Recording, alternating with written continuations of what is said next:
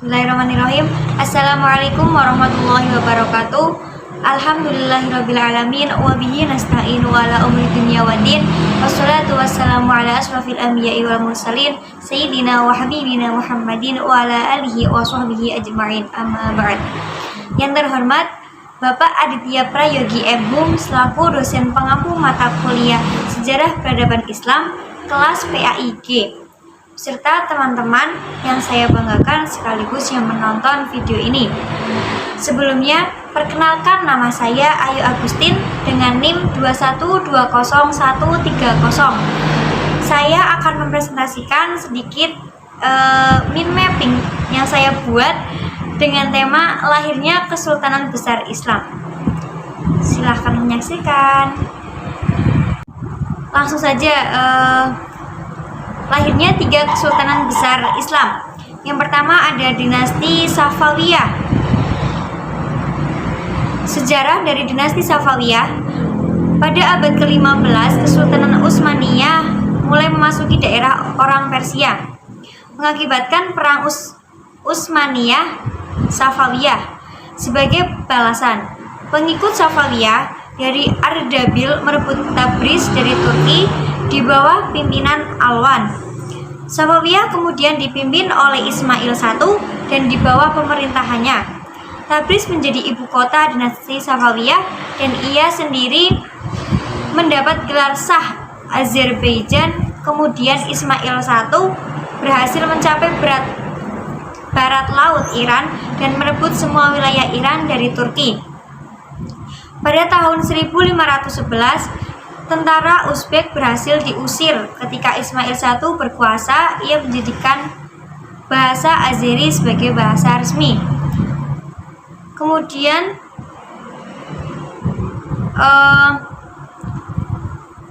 puncak kejayaan dari dinasti Safawiyah.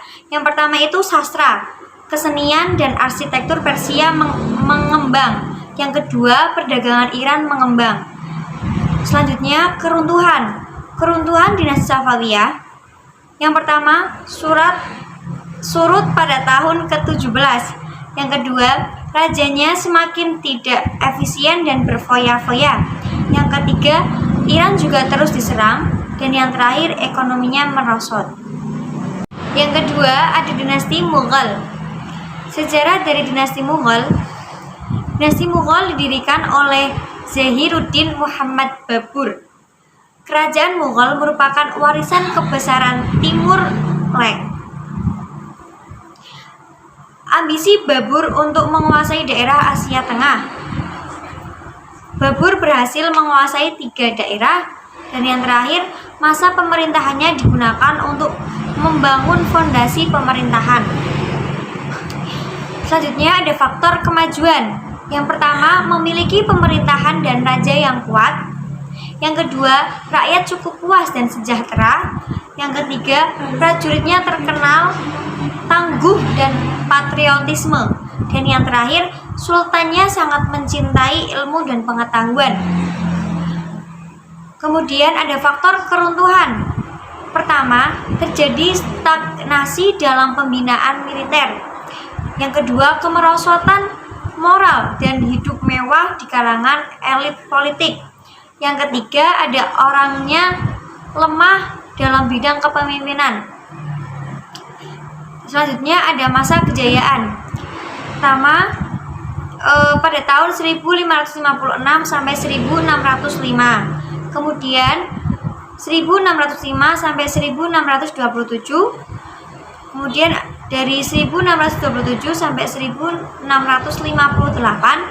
Dan yang terakhir 1658 sampai 1707. Yang kedua itu adanya perluasan wilayah dan konsolidasi kekuatan. Saya ulangi, yang kedua adanya perluasan wilayah dan konsolidasi kekuatan. Yang ketiga, terbentuknya sistem pemberian pinjaman. Yang keempat, adanya sistem pemerintahan lokal. Yang kelima, adanya pengumpulan pajak. Dan yang terakhir, perdagangan dan pertanian berkembang. Yang terakhir ada Kekhalifahan Fatimiyah. Sejarah dari Kekhalifahan Fatimiyah atau dinasti Fatimiyah. Fatimiyah atau Al-Fatimiyun dari bahasa Arab Al-Fatimiyun yang artinya penguasa Syiah yang berkuasa di berbagai wilayah di Maghrib, Mesir, dan Syam dari 5 Januari 910 hingga 1171. Negeri ini dikuasai oleh Ismailiyah, salah satu cabang Syiah. Pemimpinnya juga para imam Syiah. Jadi, mereka memiliki kepentingan keagamaan terhadap Ismailiyah. Kadang dinasti ini disebut pula dengan Bani Ubaidillah sesuai dengan nama pendiri dinastinya. Selanjutnya, kebangkitan Fatimiyah. Fatimiyah berasal dari suatu tempat yang kini dikenal sebagai Tunisia atau Ifriqiya. Namun setelah penaklukan Mesir sekitar 971, ibu kotanya dipindahkan ke Kairo. Fatimiyah didirikan pada 909 oleh Abdullah Al-Mahdi Billah yang melegitimasi klaimnya melalui keturunan dari Nabi Muhammad dari jalur Fatimah Az-Zahra dan suaminya Ali bin Abi Thalib atau Imam Syiah pertama.